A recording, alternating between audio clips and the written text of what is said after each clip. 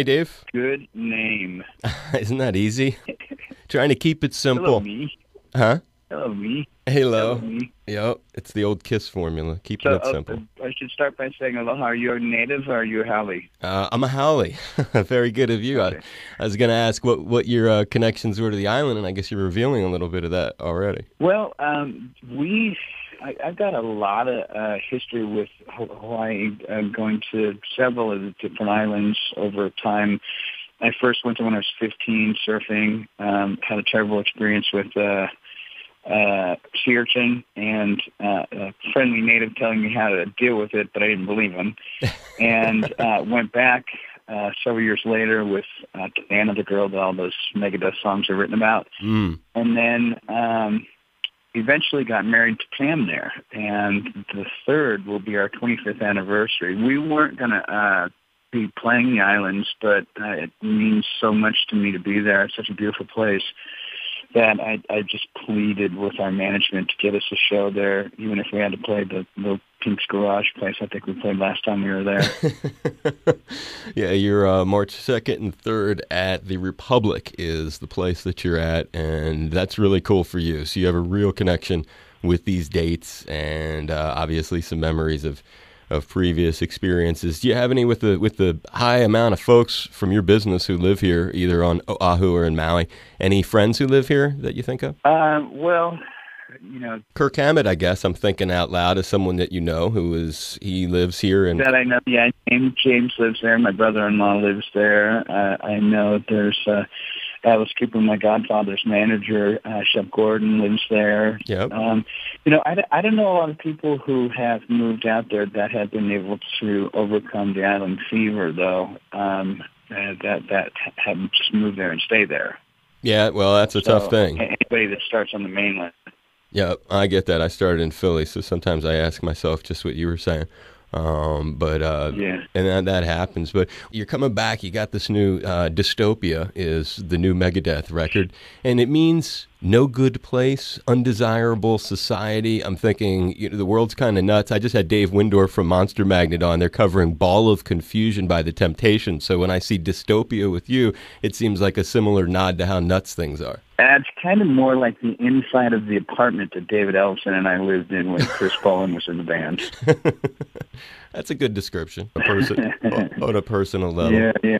So where's the inspiration, though, seriously, when you think about like the changes? Because I followed you since you were covering These Boots Are Made for Walking back when I was a little kid. And I just think, like, when it comes to coming up with something today, what gets a bug in your ear or in your head to go and do something, like especially the record? Well, we had a pretty colorful last couple of years with my mother-in-law getting Alzheimer's and how that affected our whole household and really affected the songwriting process, So in the last couple of years have been kind of hard in the Megadeth camp because, we've had several management changes, and with my mother-in-law getting Alzheimer's, that was really hard. I don't know if you know anybody who's got that disease, but man, that's wicked hard to watch people die from that because they just kind of melt in front of you. And, I've always been real open with the stuff I've written on music. It's always been what I'm feeling, and the lyrics kind of like what I'm seeing or experiencing at the time. And I think Super Collider was a lot about the sadness I was going through. I didn't realize how sad that record was till I heard it after she was gone. She had wandered off from a campsite and had died, and we didn't find her body for 2 months. So that really rocked my world. And the time between when we moved from California out to Tennessee, this all happened. Had another management change, had band members quit. It was like, man, somebody is trying to keep this record from getting put out. Don't give up, because something good's going to happen if you don't. Well, there's a lot of personal challenges, and God bless your mother-in-law and yourself. I had my mom and my grandmom die on me a couple years ago, right, a couple months apart. So I know how things can just totally change your life, and I sensed that there was a sea change, I guess it was, just in the approach and the maturity maybe behind some of the themes, and obviously the things that you go through or that any of us do change how we approach stuff. Do you find yourself, I know spirituality has been a path through your life, and it's an important place for people to find solace. It's a place to find inspiration to be kind to others. Where are you these days on that? See, I think my mentality is very much like Island style because I think that Islanders are very much into spirituality, which is what I'm into. And a lot of people believe that I'm into religion because, I had said that I had become a Christian. So let me just say that religion's for people who are afraid of going to hell, and spirituality is for people like me who've been there. And I see that there's a whole spirit world of stuff that there's good and bad in everybody and all things. I remember when my wife and I first got married, we went over to where the royal burial grounds were there and had done some body work and went to the Dragonfly Ranch and on Kona and had done some lomi and really got in touch with the whole island lifestyle. So, I think that's something that, really affects the way that you look at the world. Do you look at it, the glass half empty or half full? I wonder also the effect through your life. I don't have any, but I see people around me who have kids and the changes, and it can bring good changes in people too. They see a whole different side of life, or like you're talking about, the realities, the more there's an intense other layer of life spiritually that seems to be going on all around. If you're not paying attention, it's subtle and you may miss it. And I wonder what the impact of the kids has been too on your approach. Well, by the grace of God, my kids turned out pretty good so far. And I know a lot of people had thought that my kids were going to be completely demonic and have horns. But I'm really grateful that they did turn out the way that they did. Like there's pursuing a career in country music. She just released a cover version of my song, I Thought I Knew It All, from Euthanasia, just this last week. It's out on iTunes and everywhere under the sun. And I think RollingStone.com is debuting her video. It's a song that we had recorded as Megadeth back in 1994, and I was sitting on the couch listening to her play acoustic in our house in Tennessee. I'm at the house in California right now. And she's singing the first sentence of the song, and then she sings the second sentence, and something starts to itch the inside of my brain saying, "Hey, dummy, that sounds familiar." And I kind of listen to her, and then she does the next line, and I'm like, wow, that sounds like somebody else's, hey, now. And I finally put it together. She was doing that, but she did such a great version of it. It's really cool. I think that's another really awesome thing about music is when you have an open mind and you can listen to different music types. That's one of the things that Megadeth has, is a lot of different musical influences. It's like we're thinking the same sort of thing. There's a funny video online with you, and Kenny G is also in the video, and he was just on the program like a couple weeks ago. He just played in Honolulu, and it was surprising to talk to him. There's just so many interesting facets to his life, and I never thought I'd be talking to him and hearing the things I did about the kind of music he liked, and I was wondering if you could talk a little bit about that funny video. What was that, and how did that come about? Yeah, that was cool. Our manager at the time, I was managed by a guy named Mark Edelman, who I believe still manages Kenny G. And Kenny, I'd heard from some people that the stuff that you hear, his popular stuff, is pretty tame, and that when he, does his own thing and just kind of lets it rip, that he's a shredder. So I looked into that, and you know what, the guy, when he just does his own thing, when nobody's looking kind of thing, is a freaking monster. But I think that, because his career's been popular because of certain songs, and people think that he's plays it pretty safe. So I went and I watched him play, and he was super, super genuine, and actually had me stand up in the audience during his show to give thanks and attention to me. And I was like, this guy is so classy, and it really changed my outlook towards him. So when we did the Funny or Die thing, that was because something had happened with Men's Warehouse. Remember how Men's Warehouse used to go, "I absolutely love the way you're going to look," or whatever the thing was. Right. I guarantee you're going to love the way you look, right? So I remember I'd bought a suit from them for my tour manager whose aunt had died, and they totally botched it up, and guys screwed me over, and I said, come on, man. Just make it right, toss in a couple of shirts because he blew it, and we'll be all good. And he said no. And I was like, what do you mean no? You totally blew it. This guy, come on. And he started getting really rude with me. And I said, okay, I'm going to tell the world now. And I tweeted about it, and I put it on my Facebook page. And the next thing you know, that guy's gone. the absolutely love the way you look guy's gone, and they don't have that slogan anymore.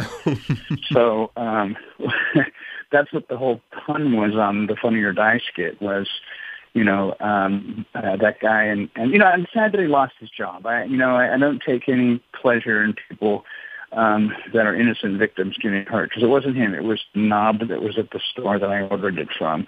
But the other thing with that it was great to be around all those comedians and stuff. There was one thing that kind of made me budge, though, at the end when they told me I had to say, Kenny, you're an asshole. Because I don't think that, and it was really hard for me to be convincing in that. And even just a couple of weeks ago, I was emailing him through our previous manager, and just told him, hey, I'm sorry that I called you an asshole. Still, I could sense all that, because that's. I know you can't air that, but that's what happened. No, I know, and he's a wonderful. I said the same thing. It was like so cool to get to know what he's all about. Flying a little plane by himself across the country and landing in lakes in the wilderness. It just blows your mind. It makes you want to. Yeah. His kid's a great guitar player too, man. Say again. His kid's a great guitar player too. Yeah. I watched a video. Right, that's funny. Yeah, of the two of them. Very talented guy, and you said some cool things there. It says a lot about yourself. Before I wrap it up with you, I was just curious about, you mentioned you were talking about the beautiful interplay with your child, crafting some of your music and stuff. And when I think of your earliest musical inspirations, I understand my first band was your first concert, was beyond Kiss at Anaheim 76. What else can you tell me about where your love of music started? My first band is Kiss, and I understand your first concert was, in fact, Kiss at Anaheim. Oh, okay, great. Yeah, I didn't hear you right. Yeah, that concert was great. I was in high school at the time, and there were these two crazy girls that were best friends. And looking back at them now, they weren't really attractive at all, but they were kind of surfer, punk rock chicks, and there's just something compelling about them.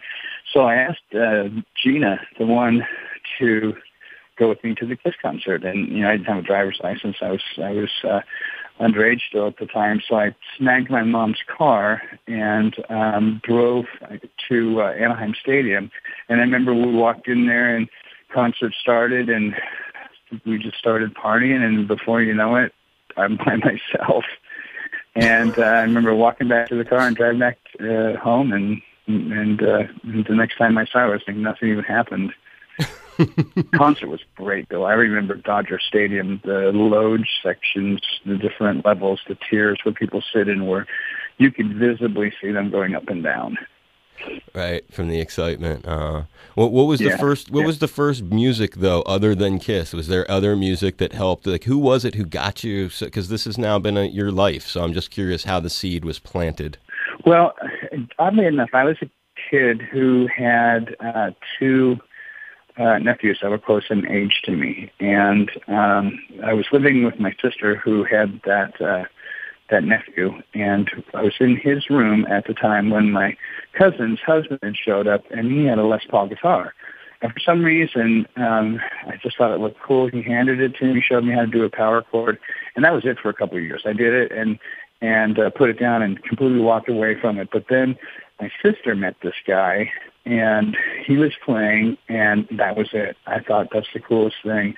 And I remember when, I had been listening to Zeppelin, and actually the first thing that I learned was Panic in Detroit, and then going from there was a little bit more tougher stuff until I really got my eye teeth cut on the new wave of British heavy metal. But I got to say, probably the biggest influence for me, guitar-wise, would be cross between Jimmy Page, maybe, and a little bit of a guy. I don't know if you know this guy, Brian Tatler from Birmingham. Have you heard of that band? I have, and I know that that's a favorite of yours. I've seen that. Yeah. He's pretty obscure, really cool guy. His new band, they kind of are treading water kind of a thing.